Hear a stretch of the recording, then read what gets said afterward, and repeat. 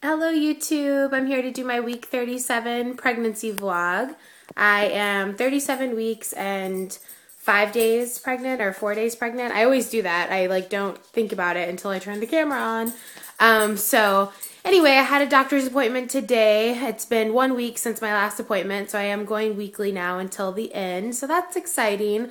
It's a little bit, it's like the weeks feel like they go really slow during it, and then once it's the day before my appointment, I'm like, oh my gosh, it's been a week since I went, and it's funny how that happens. It seems like time moves so slow, and then all of a sudden it's like, whoa, it's moving too fast. So at my last appointment, if you saw my other vlog, I was my doctor said, yeah, you're about 1 centimeter dilated. So going into this appointment, I'm just holding my phone. I hope it's not too shaky. So at this appointment, I didn't really know what to expect. I kind of figured it would be about the same. I've had a ton of Braxton Hicks, a ton of low down pressure, kind of like a pinching feeling on my cervix.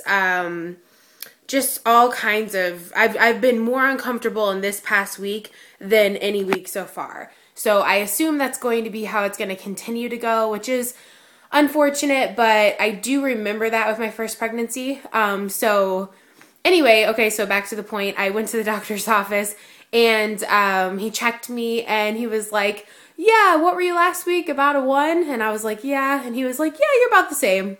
And I was just like, oh. And it's like, I'm 37 weeks. I'm not even 38 weeks pregnant. Like, I don't know what I'm expecting, but I think because I'm starting to be physically so uncomfortable, I'm starting to get irrational.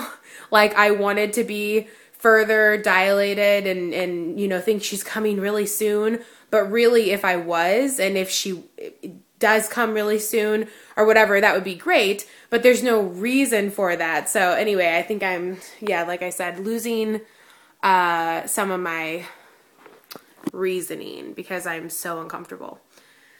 So other than that, the doctor's appointment was good. Everything was pretty good, like my blood pressure, things like that. Those are the concerns that I have had because, like I mentioned a while back in my first pregnancy, my first and only other pregnancy, what happened was I went in for a OB appointment at 37 weeks, so same time as this time.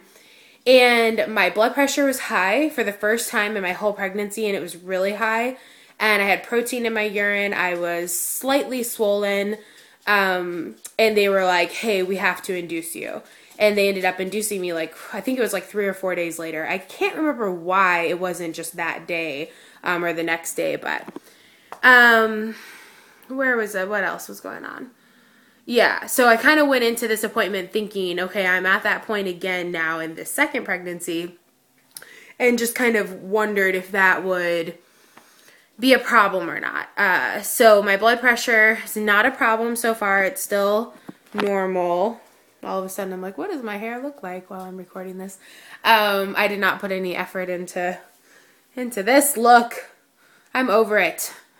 I'm not completely over being pregnant, but I'm close. I want to be grateful, and I'm trying to think positive thoughts and, enjoy her, being inside of me and knowing that, it just goes by so fast and trying to cherish it. But I'm so uncomfortable. It's like my back hurts. I'm so hormonal. So that's something. We'll talk about symptoms, okay? So like I said in my at least last 2 vlogs, pretty much the symptoms are the same. Lower back pain, heartburn, lots of pressure, lots of Braxton Hicks. One thing that has changed is my appetite has increased. And that showed on the scale at my doctor's appointment.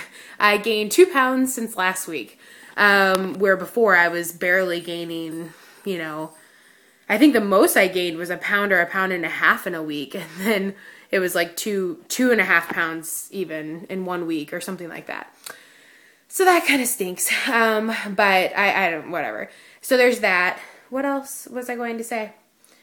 There was some other symptom that I was going to say something about. Oh, being hormonal. Forgetful too, I guess we can add to that list. hormonal. So I have been just like on edge, like anything that upsets me, I will cry. And I know kind of while I'm crying, I know that it's a little irrational, but I don't care in that moment.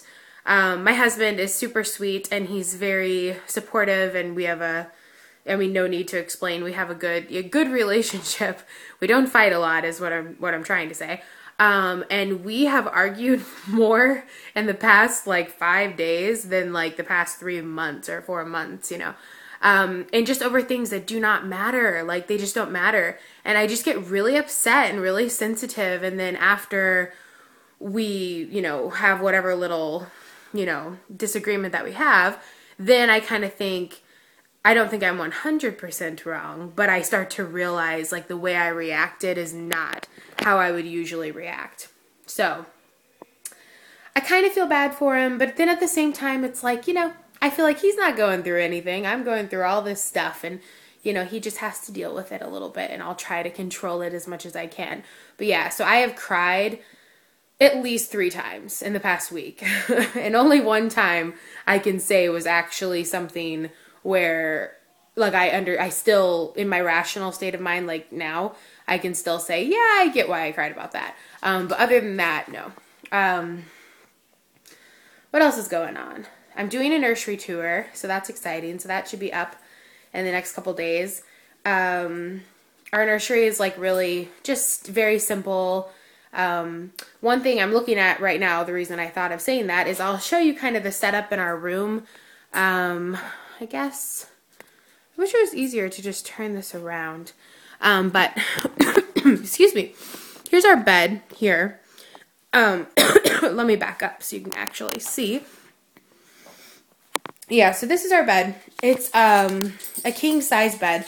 It's kind of a mess, so just don't judge me there. And, excuse me. We are going to put a co-sleeper in the middle. It's called it's like summer infant bedside co-sleeper. They sell them at Target, if you're familiar with that. And the reason I mention that is because we're thinking she'll be in our bed in that co-sleeper so it's safe, you can't like roll on them or anything like that. I'll show it in my nursery tour, what that is that I'm talking about. And then the other area that we have for her is right here. Let me see what the lighting is like. Not very good. This is a pack and play. Here's the diaper changer part that goes up. And then here's the pack and play. I hope you can actually see that and it's not just super dark over there. I can't tell because my camera won't turn around. But anyway, so yeah. So that's the pack and play. So when I had my son, I put a pack and play in our room, and I put it close to the bed, like this, pretty much. And then he started sleeping in his crib during the day, was how it started. Like he would nap in his crib or in his bouncer or whatever. And then at night he would sleep in the pack and play. And then over time, he started sleeping in his crib. So with her, we'll just kind of see what she likes and how it goes and how breastfeeding goes and all of that. But I kind of envision her being in our bed and then being in the pack and play as she gets a little bit bigger and feeds a little bit less frequently. So we'll just see how that goes. And then, yeah, her room we will use for naps. Sorry, I'm being vain and fixing my hair. We'll use for naps, and I'm rambling now. So yeah, I'm just really tired all the time. I just feel really, really tired. I don't know if I've mentioned this before, but I had an iron deficiency that I did not know about until I was postpartum with my son. And I think that that's happening in this pregnancy because I crave ice and I feel very lethargic, and I have a few other symptoms that are kind of telltale of iron deficiencies. So I did talk to my doctor about that today, and he said I could take supplements if I wanted to, but they have some not so great side effects, especially for pregnant people. One common one being constipation. which thankfully at this part of the pregnancy, TMI, has not been an issue for me, but I certainly wouldn't want it to start being an issue for me, so I'm not really sure how I feel about that. Anyway, I'm going to do a belly shot real quick. As always, I'm going to go ahead and apologize for my lack of a good setup here. But here is the belly.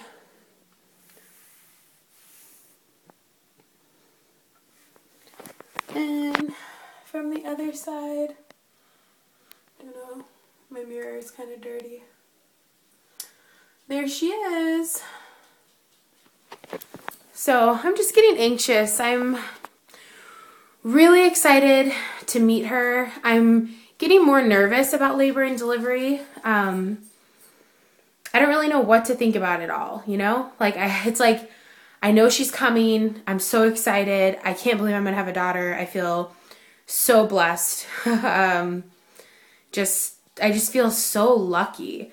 But I also feel really overwhelmed by the thought of going from having just one child for so long to then having 2 kids.